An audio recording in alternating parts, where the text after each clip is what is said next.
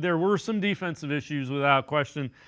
Take us through these clips, what you see here as well. Well, let's go through the clips first. So first of all, you're going to get a great concept by Slow It. Now, the problem is with on this first one is that the Browns were in cover two or had two high safeties.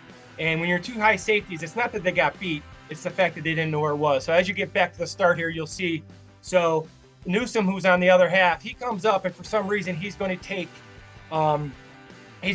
the guy dragging at about 15 yards, which you don't know if he needs help. So my point is, I don't know why they weren't man. That's what got him there. So let's go back here and we'll take a look here. So first, you're going to see Newsome jump up. That kind of put Hickman in a bad spot.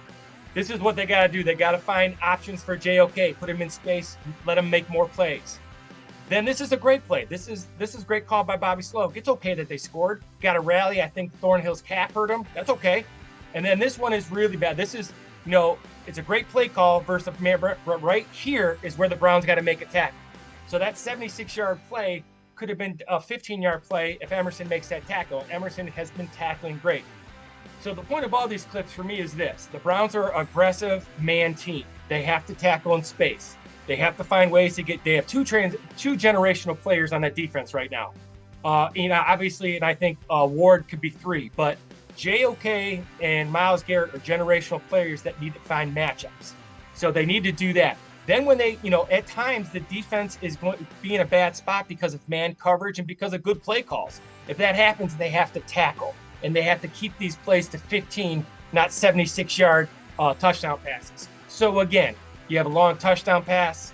You have a really good play call. There's some things that they need to sharpen up, but they did some good things too. It's just a matter of, when you get in the playoffs, everybody's good. Everybody's got to be good on that day. And I think the Browns will be fine.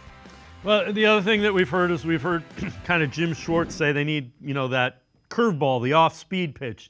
And that means we are who we are, but there are times when somebody who is trying to expose what we do well, we can move to this. And they didn't do that. And Schwartz said that was because they wanted to concentrate on doing things at a high level. I get that, and I don't disagree with it. Yeah, so that's a really good point. So when I look at what the Browns do inside the red zone, right? So they're a man pressure team. Well, especially when you get inside the 10, sometimes that man coverage can really hurt you because they'll bring receivers from one side to the other, and it's really hard for a man defender to get to the other side. So maybe they play a little umbrella zone down inside the 5 or 10-yard line.